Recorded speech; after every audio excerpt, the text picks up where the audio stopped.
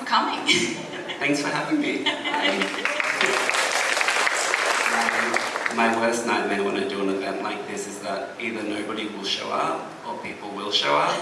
So I'm mortified. Thanks so much for coming. Thanks so much for Sam for waking up early in the morning. Thank you to me for waking up early in the morning. Obviously, I know you, Sam, quite well. We've worked together, we've been friends for a number of years.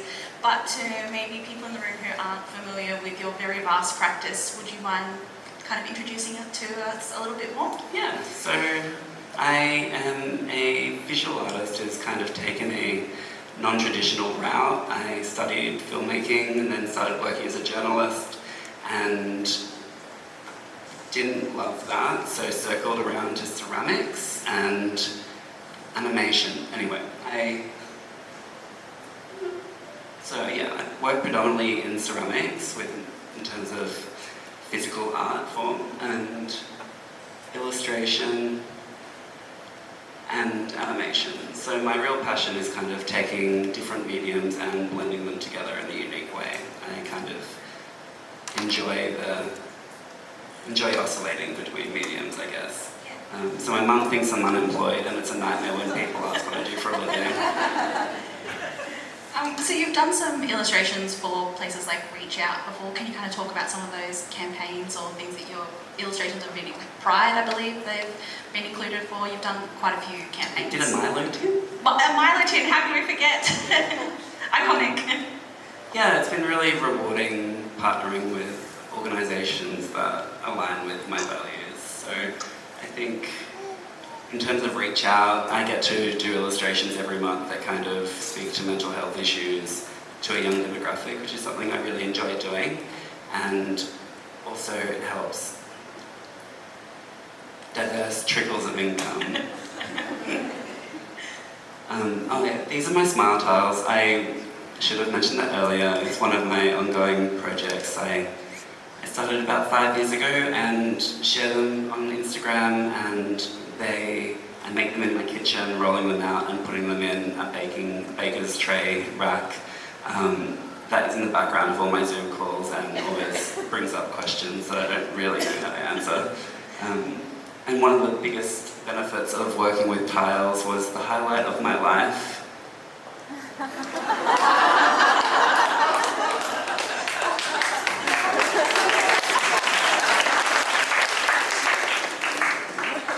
That's ever happened to me. And the project kind of culminated recently with my book Wow It's a Lola, which you can buy from our lovely friends at Dimmicks Brisbane down the back. I'm sure you've all seen Sam's lovely husband Bradley. He is also selling the smile tiles up the front here. Definitely take a look because they're really beautiful. They don't even translate to how beautiful they are on the screen in person. You've got to see those colours. Speaking of this book, can you talk to us a little bit about the journey towards this book?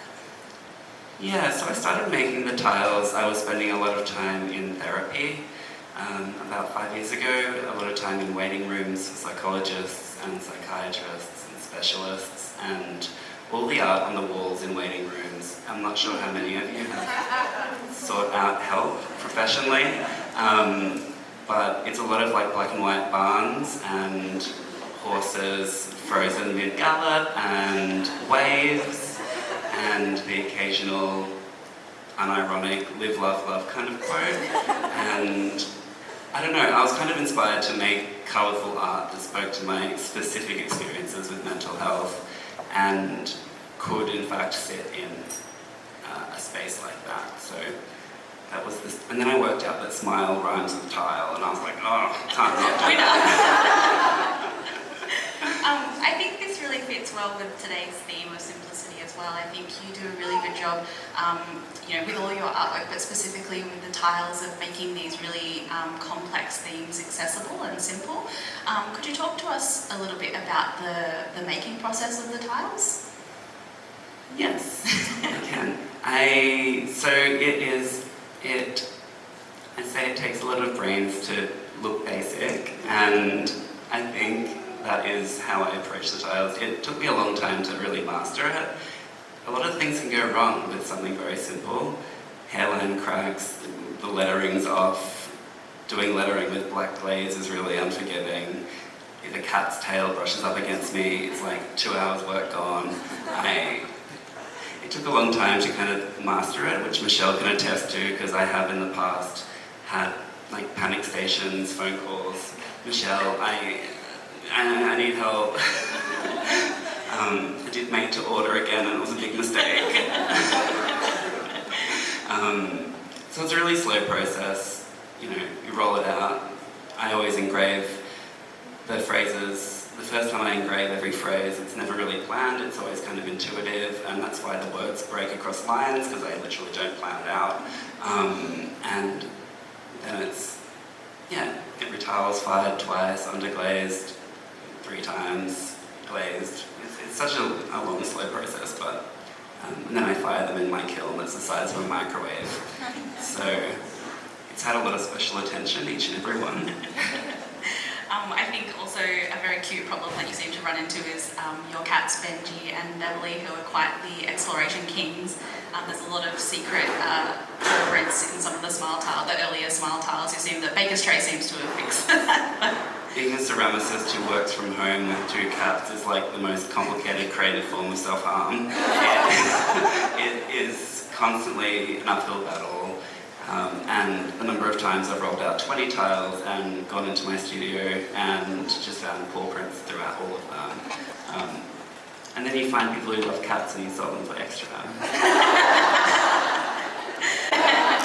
I think the smile tiles could only have been created by you. They're really full of Sam-isms and can be enjoyed on many levels. You know, they're very beautiful, but they're also, you have this great way of making the personal universal, and I think, it's great to see them kind of all come together and get a little behind the scenes in the book as well.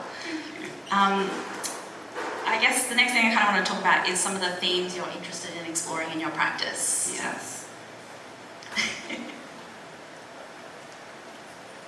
It's a slide. I think a lot of my practice theme is simplicity, and I'm really grateful for that because a lot of my work is about taking complex feelings, complex ideas and themes and exploring them through otherwise simple forms. I think a lot of my work is about me trying to understand the world, my place within the world, and the things that have happened to me, which are all quite complicated innately. And in order to understand that, I often try and boil experiences down to a single kind of key emotional state, as a single feeling, which I think is easier to do and a nicer experience than trying to summarize a thought pattern. It kind of lets people project their own experiences onto it, and I always think you can start a difficult conversation with a curious head tilt and a smile, and that's what I like to do with my work. Cool. And I think, you wanted to talk about some of the other themes that you explore. Masculinity, I think, is a big theme in your work. I think, most of my work is a cry for help, but also that's me. I think a lot of the times when I'm making things, it is subconsciously me trying to get closer to who I was as a kid and work out why life got so hard for that kid for so long. So that's why I think my practice is so tied to my therapy. And I saw a meme on like an art account on Instagram where it's like art as therapy, and he's smiling, and it's like therapy as art, he's frowning. And I would like to say I do both. I think using art to process complicated feelings is a really helpful thing. So masculinity has obviously been a running theme. As a man who was bullied by men and now sleeps with men, it is a complicated thing to untangle, but I guess this particular work is an example of a really simple form that I made when I didn't have much technical skill, but I think communicates a more complicated idea. This photo is the biggest success of my career so far. Having a tradie walk past my exhibition, stop, and then enter was Mwah, chef's kiss. And again, the work is quite simple in form, but I think when you're speaking about sadness and vulnerability within the context of masculinity, it automatically kind of gets to a more tricky place, and doing it in a kind of naive seeming way takes down a lot of I found that a lot of men who might have been confronted by more direct work had a more curious approach to my exhibitions around masculinity, and didn't seem to get as defensive as I thought they might. Especially, I did one exhibition called Crying in the League Club, where I made a case that the NRL could be a good platform for pushing the needle on healthy masculinity. I think it's a very special way, like the fact that a father and son can come together and share a day, share an experience, I think has potential to be a positive emotional bonding experience. So I kind of reimagined the whole sport as it's like a sensitive man's sport. Mental health, as someone who has complex post-traumatic stress disorder, OCD and ASD, I collect them like infinity stones, and it's literally called complex post-traumatic stress. Not that the alternative is simple, but yes, kind of exploring those ideas through simple forms has been very important to me. You cover kind of all of these themes over quite a lot of mediums, illustration, animation, ceramics, writing. What do you enjoy most about working across all these mediums? I think for me, I've always focused on message over medium, which personally has been quite a freeing thing. I find the consistency in my practice isn't in the medium or the form, but it's in the tone and the ideas that I explore. So people can look at a painting and recognise it as me because of the feeling it's trying to evoke, as opposed to it being a familiar shaped object. So yeah, I think it's a nice way of opening up, giving yourself options, looking at ideas from different perspectives. You can, making something tactile examines a different angle than writing something or creating an animation. It's my way of kind of creating a 360-degree lens on something.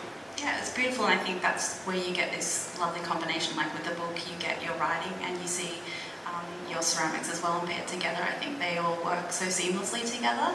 And I guess talking about multiple mediums, we can't go past your Cloud Drive exhibition, which was the work that was recently acquired.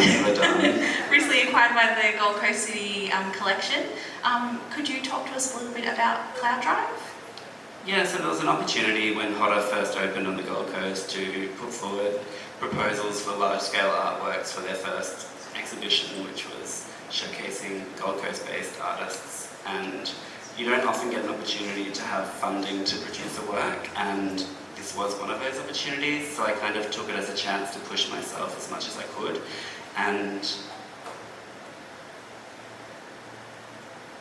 so basically the idea was to take ceramics and combine it with augmented reality, an interactive social media component, and an app. And I didn't know if it could work, but I said it could work, and I put it in a proposal, and they accepted it. And then, yeah, you fight for opportunities, and then you have to work out whether it's possible or not, but you do that in hindsight. So this was the original kind of sketch I put together for it. And that's me putting a stick out on a wall.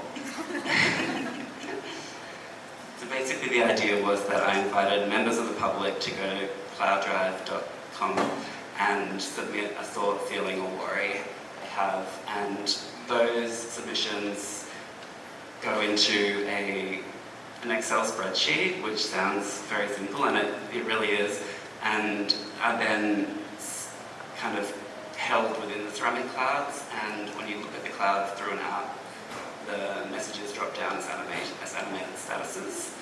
And it was Yeah, as I said, the hardest thing I've ever done. It took about a year to produce the work. I'm very relieved it's not living in my garage. And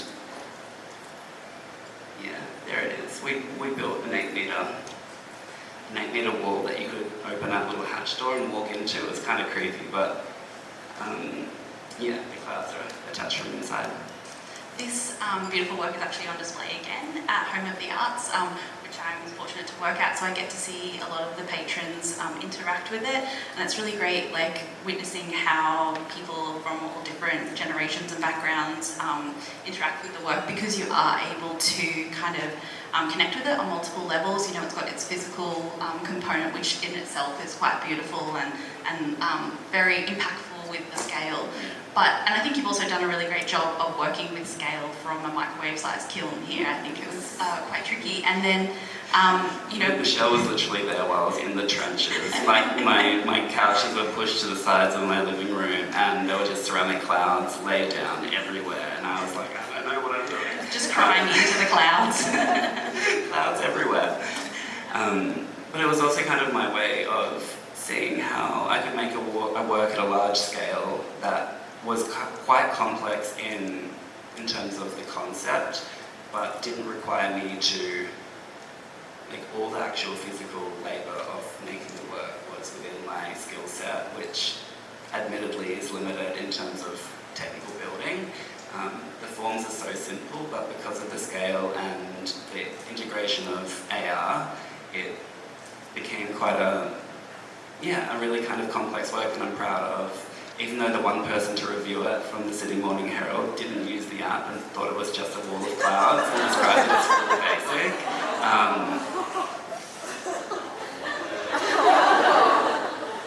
It's really hard. I survived. Yeah, I think that you've kind of talked about the challenges a little bit about, you know, integrating those kind of mediums. Was it specifically maybe the augmented reality, or it just producing on such a large scale? The augmented reality was a challenge because my understanding of augmented reality is virtually zero. So I assumed this would be possible, and then found people who told me it was possible, and they helped me make it possible. Originally I was hoping that the cloud itself would be enough to kind of trigger the activation within the app. We soon worked out that it needed to have kind of lined black components, so we stamped a bunch of the tiles with a little QR code, which worked, but it was then a thing of having to create the app and trial the app on each and every single cloud to make sure each and every single cloud worked, and then to make it accessible to the public. Every time I go in, there's a staff member helping like a little old lady work it out in her like really outdated Samsung, and it's very special to watch. It was going to be used on, a presenter was going to use it on Sunrise during a live cross, but they did a test one and a really political message came down and they freaked out and skipped it. Well, I think that we're kind of probably running out of time soon, so I just wanted to kind of talk to you about, you know, you've got upcoming things like your mentorship, if you wanted to kind of talk about some of the things that are coming up. I just realised I had a video, so this is kind of my user experience video, which will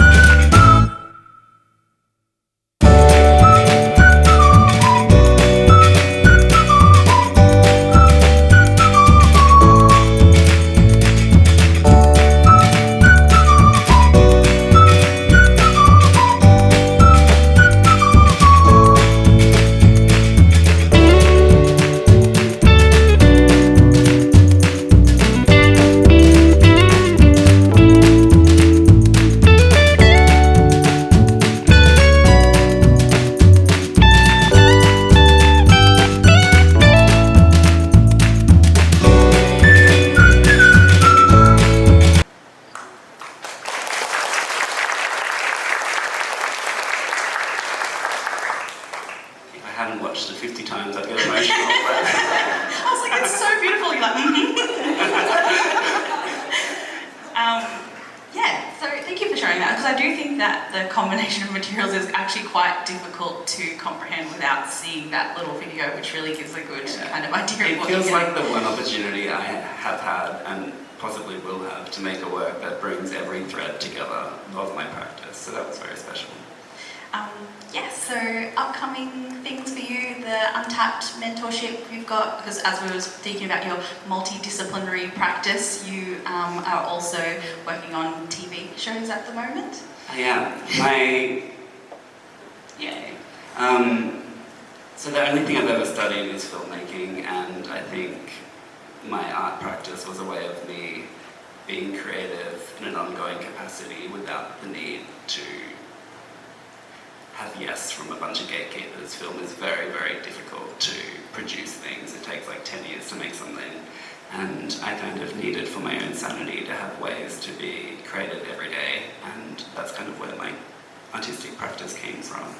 But I am focusing more on screenwriting now. I'm developing a couple of animated projects, adult animation, and one of my projects just got pitched for a mentorship program where I'm being mentored by one of the writers of BoJack Horseman, which is a dream.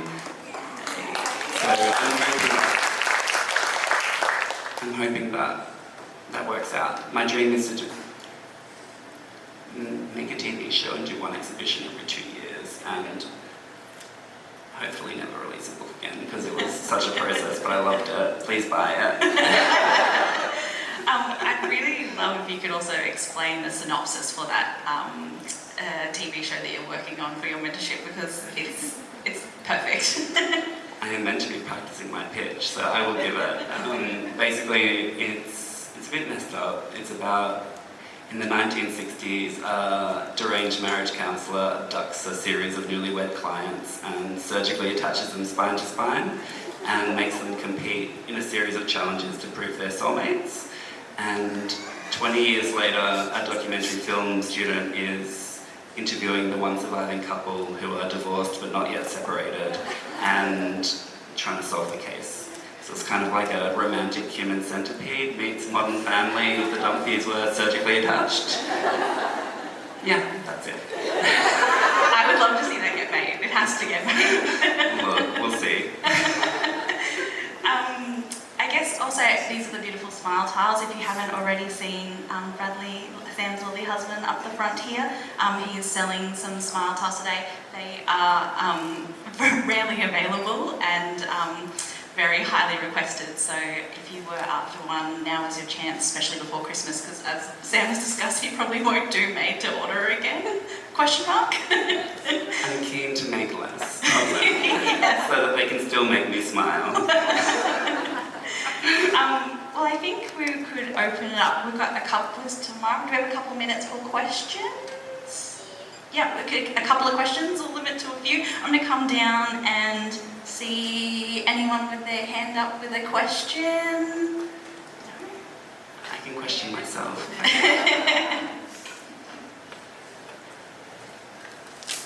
Thanks for coming.